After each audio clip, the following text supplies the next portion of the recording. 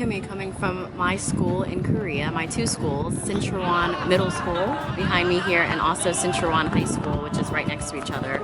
I've been working in Korea for 6 months now, so I thought it'd be a good time to do a video about the things that I like and the things that I don't like about teaching public school with EPIK in South Korea. Number one that I do love is that the work is very easy. For the most part, teaching English as an English teacher is not very stressful. It's pretty easy work. I never find myself coming home from work stressing out or having a bad day. I don't have a lot of those days. It's very easy to work here and just leave work at work and kind of enjoy my day after I'm done. It's not hard work. At most, maybe it takes some time to plan lessons, but it's never stressful. For any of you that have maybe interested in coming to Korea, maybe you've had a job before that stressed you out, because I definitely had jobs that stressed me out before I came here. And being a teacher really isn't the most stressful job that I've had. So the easy work is definitely number one, although it's not always easy, but for the most part, the majority of my days, lesson planning and creating activities for the kids is fairly easy. Number two would have to be the kids. The kids here at my school, I have really fallen in love with them and getting to know them. I've made a really sincere effort to try to get to know each one of my kids. I do make them, I had them make English names, but even then I still tried to learn their Korean names. And by doing that, I really have formed a bond with some of my students on a one-on-one level, and I do love that. It makes my job very rewarding. So teaching is definitely, teaching in general is rewarding, but teaching here and seeing the kids learn and watching them do certain things that maybe American kids might not do, I really enjoy that. Just seeing kids hold hands or like drawing in the classroom. I like watching them learn and kind of be in the classroom.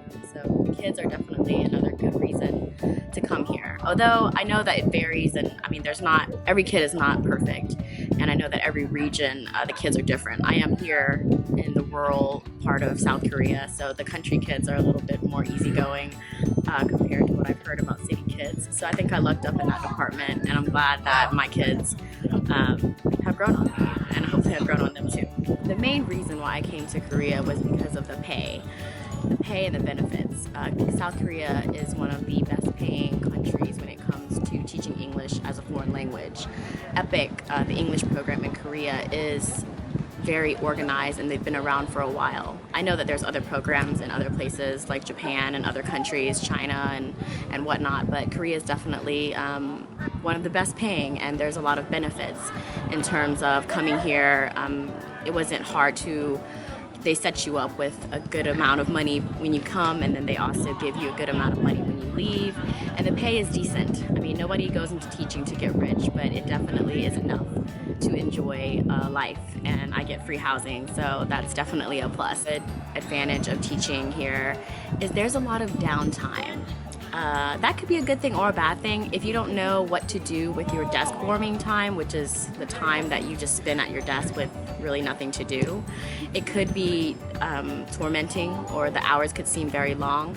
However, I have no problem with that because I have plenty of things that keep me busy at my desk, whether it be for leisure, whether I'm just Googling flights or YouTubing Jimmy Fallon, or working on my blog or working on videos like this. I keep busy, and desk warming is not that bad.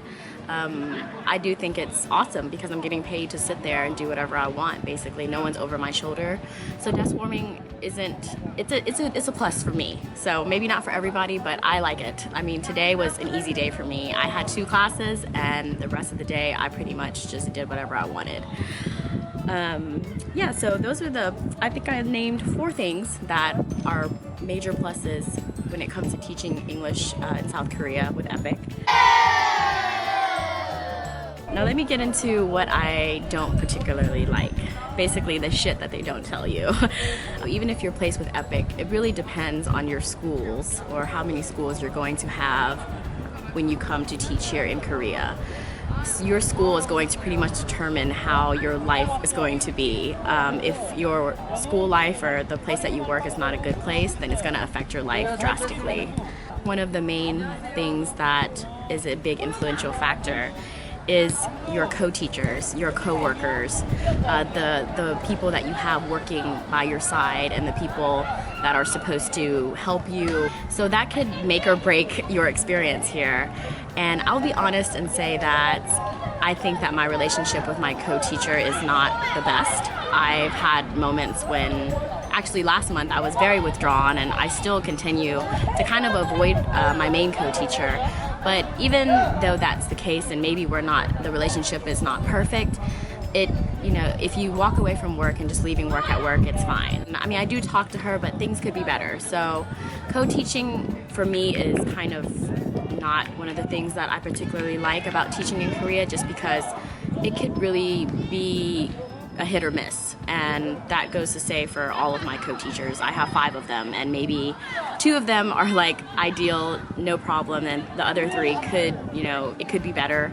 But if I could choose a classroom where I could teach on my own or co-teach with somebody, I would rather choose teaching on my own. So co-teaching for me is a disadvantage, or something that I would like to change about the system. But they are placed there for a reason. It's just that it doesn't go like it's supposed to go all the time, and it gets hard trying to work around like Korean workspace and the culture and whatnot.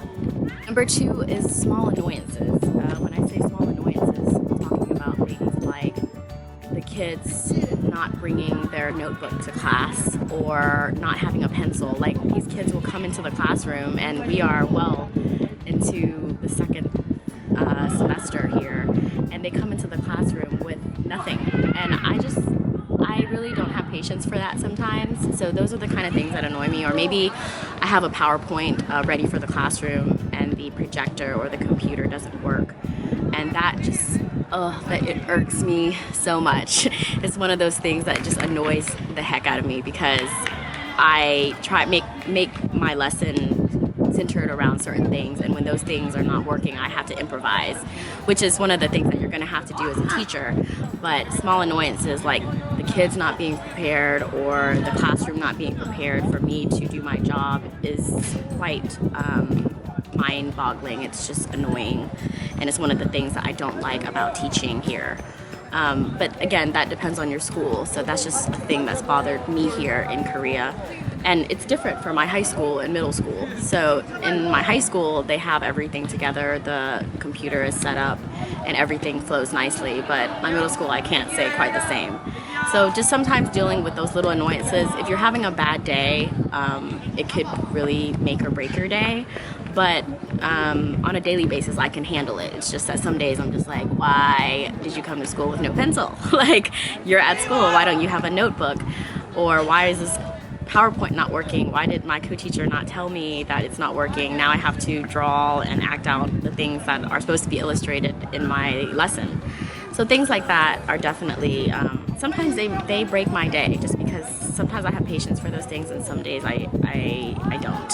So things like that. Another thing that could be hard, it's hard for me, especially last month. This month I'm doing a little bit better, but the isolation that you feel as a foreign teacher, a native English teacher here, because you are different. Obviously, nobody really speaks to me as much as they speak to each other, because they don't speak English as well.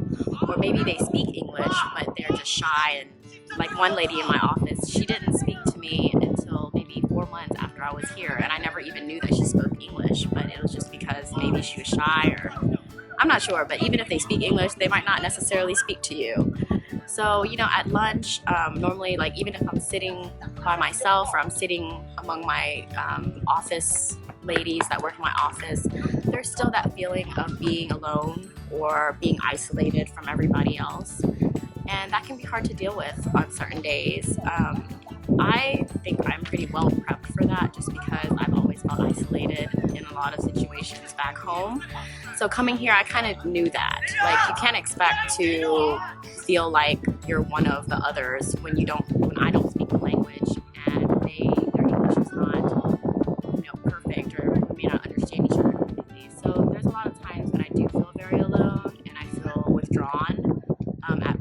and I just kind of keep to myself.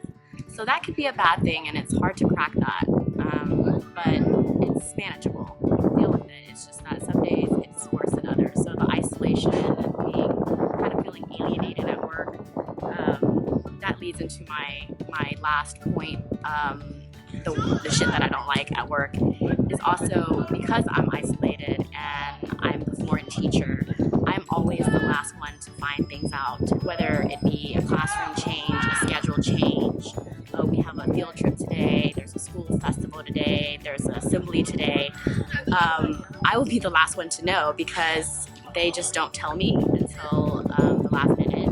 They are pretty good about telling me things, but usually they tell me like maybe a few minutes before I need to know, and I should have found out way earlier. But I guess it just slips their mind, or I just find out things very last minute. And you have to be flexible with this job, but that is, you know, the shit that I don't like, but you have to deal with it.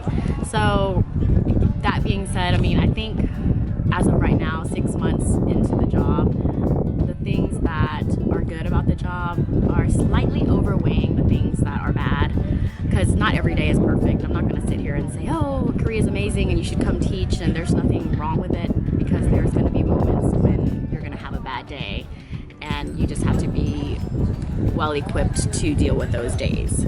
So those are the things that I like about teaching in South Korea and the shit that I don't like. So I hope that you enjoyed this video, if it's helpful to you. Keep in mind, this is just my situation. I know there's other teachers that deal with different things, and obviously everyone's personalities and I guess capacity for certain things is different. So if you are interested in coming to Korea, maybe your situation may be different, or it could be better, it could be worse. You just never know. But the point is to stay flexible and to deal with things accordingly, and try to remain positive about what could go wrong. And I'm trying to soak it all up, so hopefully the next 6 months that I'm here to finish my contract will be just as exciting as the first 6 months have been. So thank you for watching, and I hope you guys enjoyed this video. If it was helpful, please thumbs up. Please subscribe to my channel, and also for any more information, visit my blog at www.kimionaquest.com. I'll see you guys in my next video. Bye.